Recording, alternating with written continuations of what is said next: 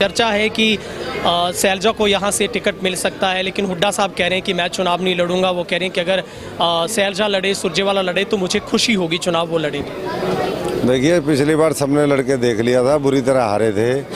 तो इस बार हो सकता है उस हार के डर से, क्योंकि हार बढ़ेगी इस बार। वो मैं भी होता तो भी मैं हारता हूँ, सब काम करने के बावजूद भी, क्योंकि लोगों से के मन से कांग्रेस उतर चुकी है। कांग्रेस की समझता हूँ कि ऐसे में हिम्मत मुझे लगता है कमी लोगों की पड़ेगी। और ये चुनाव नहीं, इसके बाद का चुनाव भी, विधानसभा का भी रास्ता क्लियर है। और अगर सिरसा लोकसभा में बात करें, किससे अपना मुकाबला मानकर चल रहे हैं कि इस बार अगर कौन सा चेहरा है, अगर शैलजा यहाँ से कांग्रेस उनको इस बार दांव पर लगाती है तो क्या लगता है, क्या स्थिति हो सकती है? ये जनता से ही पूछ लो किससे मुकाबला है। जो पार्टियां एक एक डेढ़ महीने आचार संहिता लगने के अपने उम्मीदवार ना घोषित कर पा रही हो, तो मुकाबला कहाँ का है। जितना हमारा वोट का मार्जिन रहेगा, मैं समझता हूँ उतना उनका टोटल वोट भी नहीं रहेगा, तो जमानतें जब्त होगी। नमस्कार, तेज हरियाणा से गुरविंदर पन्नू। हरियाणा की 10 की 10 लोकसभा सीटों पर अपने कैंडिडेट का ऐलान करने के बाद भाजपा के तमाम जो प्रत्याशी हैं वो ग्राउंड जीरो से अपने चुनावी कैंपेन में प्रचार में जुटे हैं। और सिरसा की सबसे अगर हम बात करें तो अशोक तंवर को सबसे पहले चुनावी सियासी पिच के ऊपर उनको सलामी बल्लेबाज के तौर पर उतारा गया है। लगातार वो मैदान में उतरकर गाँव-गाँव जाकर अपना कैंपेन कर रहे हैं। हमारे साथ खुद प्रत्याशी भाजपा के डॉक्टर अशोक तंवर हमारे साथ हैं। डॉक्टर साहब, सबसे पहले आपका बहुत बहुत तेज हरियाणा पर स्वागत है। बहुत बहुत धन्यवाद जी। प्रत्याशी अकेला नहीं है, दो प्रत्याशी जो पहले लड़े हैं वो भी हैं, और पूरा जो है यहाँ पर गांव पूरा इकट्ठा है, पूरी मजबूती से आशीर्वाद दिया है।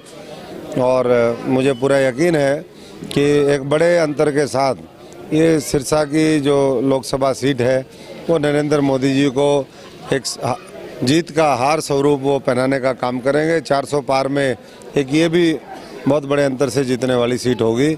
और डबवाली के जो गांव हैं आज जहां हमने दौरे शुरू किए हैं, ये उसी तरफ संकेत देता है। डॉक्टर साहब, जब सबसे पहले सियासी पिच के ऊपर आपको मैदान में उतारा गया, बॉलिंग फेंकने के लिए कोई भी राजी नहीं है, विपक्ष अपने कैंडिडेट नहीं उतार रहा है, ये इंतज़ार करना आपको कैसा लगता है और क्या वजह मानते हैं कि ये आपका डर है, बौखलाहट है कि भाजपा के सामने विपक्ष, चाहे कांग्रेस ने लो किसी पार्टी की बात करें, तो अभी तक चेहरों के ऐलान पर मंथन हो रहा है? देखिए, ये नरेंद्र मोदी जी के 10 साल का काम बोल रहा है।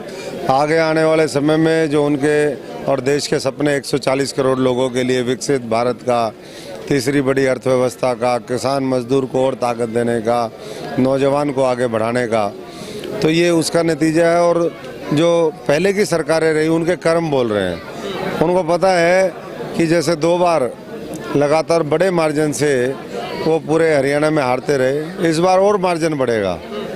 तो हार के डर से निश्चित है कि जो लोग हैं जिनको कुर्सी काटी हुई है, कुर्सी के जो काटे हुए लोग हैं, वो जल्दी से मैदान में उतरने की हिम्मत नहीं जुटा पा रहे। अभी फतेहाबाद रैली से तो आपने खुले मंच से भी चुनौती दी है कि भाई कोई तो मर्जी मैदान में आओ सही। चर्चा है कि शैलजा को यहाँ से टिकट मिल सकता है, लेकिन हुड्डा साहब कह रहे हैं कि मैं चुनाव नहीं लड़ूंगा। वो कह रहे हैं कि अगर शैलजा लड़े, सुरजेवाला लड़े तो मुझे खुशी होगी, चुनाव वो लड़ेंगे। देखिए, पिछली बार सबने लड़के देख लिया था, बुरी तरह हारे थे। तो इस बार हो सकता है उस हार के डर से, क्योंकि हार बढ़ेगी इस बार। वो मैं भी होता तो भी मैं हारता हूँ, सब काम करने के बावजूद भी, क्योंकि लोगों से के मन से कांग्रेस उतर चुकी है, कांग्रेस की विचारधारा उतर चुकी है, कांग्रेस का नेतृत्व उतर चुका है। तो जहां विश्वास है वहीं वोट आते हैं और कहीं नहीं आते। व्यक्तिगत तौर पे जो हम ले सकते थे, लगातार 3 चुनाव में लड़ा, सेकंड हाईएस्ट वोट मेरे पूरे हरियाणा के अंदर आए।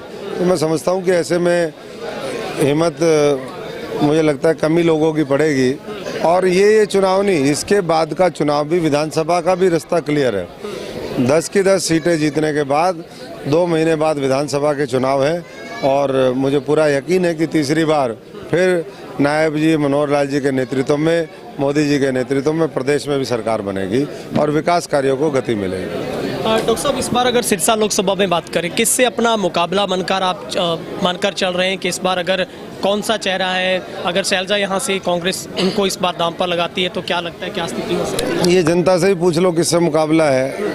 जो पार्टियां एक एक डेढ़ महीने आचार संहिता लगने के अपने उम्मीदवार ना घोषित कर पा रही हो तो मुकाबला कहाँ का है। जितना हमारा वोट का मार्जिन रहेगा मैं समझता हूँ उतना उनका टोटल वोट भी नहीं रहेगा।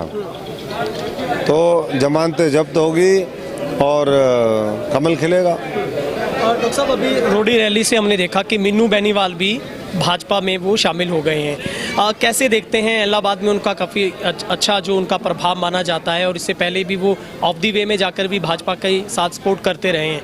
लेकिन ऐसे में आप कितना मजबूत मानते हैं भाजपा का नेतृत्व और मजबूत हुआ है कि मीनू बेनीवाल के आने से? किस तरीके से देखते हैं? बिल्कुल, हर व्यक्ति जो भी पार्टी में आता है और जिसने सामाजिक जीवन में, राजनीतिक जीवन में लंबा समय दिया है तो उसके आने से फ़ायदा होता है। उन्होंने यहाँ पर पूरी लोकसभा भी मैनेज करी है जिस पार्टी में वो थे। उसके साथ साथ मैं समझता हूँ कि पीछे इलाहाबाद का भी बाई इलेक्शन हुआ। तो सब साथियों के आने से तो इतना जो आत्मविश्वास है हमारा वो ऐसे ही साथियों की वजह से, और साथ साथ जो प्रदेश की और हमारे जो जनता है इस इलाके की, हल्के की, वो भी कह रही है कि भाई आप अपना निश्चिंत होकर के काम करते रहिए। हम जो है मोदी जी के नेतृत्व को फिर एक बार मौका देंगे, और एक बार नहीं बार बार मौका देंगे। जब तक भारत विकसित नहीं हो जाएगा तब तक भारतीय जनता पार्टी ऐसे ही आगे चलती रहेगी, बढ़ती रहेगी। और बाकी लोग जो है वो मैं समझता हूँ कि पार्टियों में विंगटन हो गया है। पार्टियाँ लोग छोड़ रहे हैं, कोई मैदान में आना नहीं चाह रहा है। अगर भारतीय जनता पार्टी ये कह दे ना आ जाओ सारे, तो आज सारे के सारे पूरा कांग्रेस खाली हो जाएगी।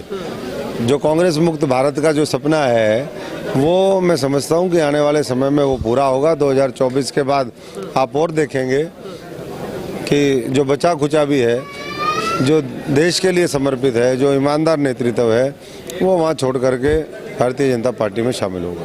डॉक्टर साहब, अभी हमने देखा कि कुछ घंटे पहले आपका एक जो फेक वीडियो था बहुत पुराना किसी गाड़ी को लेकर, वो यहाँ पर बहुत धड़ल्ले से वायरल हुआ।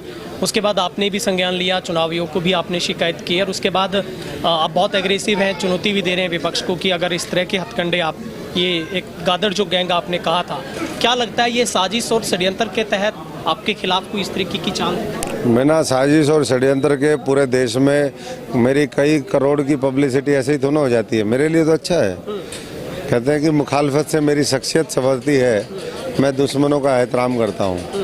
तो जो है वो अपना काम कर रहे हैं, उनको आता ही यही है। जो उनको आता वही तो देंगे, जो जिसके पास होगा वही देगा। अच्छा होगा तो अच्छा देंगे, बुरा होगा तो बुरा देंगे।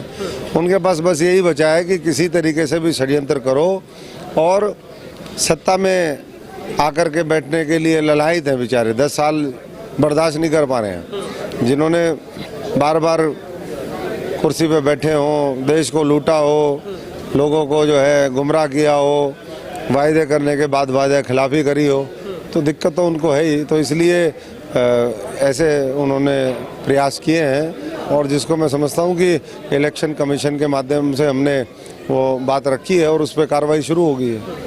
डॉक्टर साहब, जब आप सांसद सिरसा से पहली बार 2009 में बने तो आपके नेतृत्व में बहुत अच्छे यहाँ से विकास के काम हुए। 4 लेन की बात करें, आप आरओबी की बात करें सिरसा में, क्या माना जाए इस बार अगर कमल खिलता है यहाँ पर तो माना जा सकता है कि केंद्रीय नेतृत्व में भी आपकी भूमिका देखने को मिलेगी? और सबसे बड़ा ड्रीम प्रोजेक्ट आप क्या देखते हैं सिरसा के लिहाज से?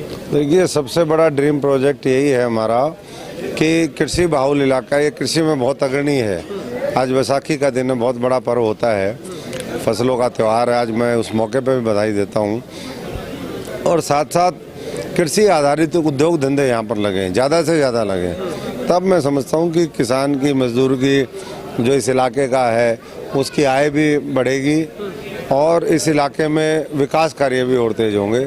तो संभावनाएं अनंत हैं और उसके ऊपर मिलकर के प्रयास करेंगे। स्कूल, कॉलेज, ये तो हमने सब बनवाए हैं। कल ही मेडिकल कॉलेज का भी पैसा सैंक्शन होकर के आ गया, जो यहाँ पर सर साईनाथ जी के नाम से सिरसा में मेडिकल कॉलेज बनेगा। 800 करोड़ से ज़्यादा वो हुआ। मेरे टाइम में आरोही हमारे जो स्कूल हैं वो हमने बनवाए, कस्तूरबा गांधी विद्यालय वो बने। तो हर क्षेत्र में कोशिश हमारी की गई, बच्चों को स्किल मिले, उसके लिए हमने कुशलता विकास केंद्र उस समय शुरू करवाए थे। तो मिलकर के प्रयास करेंगे। कोई ऐसा गांव नहीं जहां डेवलपमेंट का पैसा हम ना लेके आए हों, एमपी लेड से या केंद्र और प्रदेश की सरकार से। तो सोच और संकल्प है और संघर्ष करके लोगों का दुख तकलीफ और बारीकी से हमने समझा है। तो समावेशी राजनीति और ख़ास तौर से किसान गरीब मजदूर के कल्याण के लिए उसका और बेहतर असर आपको अगले 5 वर्षों में इस पूरे संसदीय क्षेत्र में डबवाली में देखेंगे। ठीक है, बहुत बहुत शुक्रिया सर आपका। Thank you. अगले सेगमेंट में हम चेयरमैन और सब तमाम चेहरों से भी आपको मिलवाएंगे। हमारे साथ बातचीत कर रहे थे भाजपा के प्रत्याशी डॉक्टर अशोक तंवर। बहुत वो संतुष्ट और बिल्कुल संतोष नज़र आ रहे हैं कि जिस तरीके से वो लगातार पिछले 1 महीने से, जब से उनको कैंडिडेट का ऐलान उनके नाम पर मोहर लगी थी भाजपा की तरफ से, तब से लेकर वो लगातार सिरसा लोकसभा क्षेत्र में अपना दौरा कर रहे हैं। गांव-गांव जाकर वो अपने हित में वोट की अपील कर रहे हैं। आपकी राय देखेंगे कमेंट सेक्शन में। कैमरा पर्सन वकील के साथ गुरविंदर पन्नू, तेज हरियाणा, सिरसा।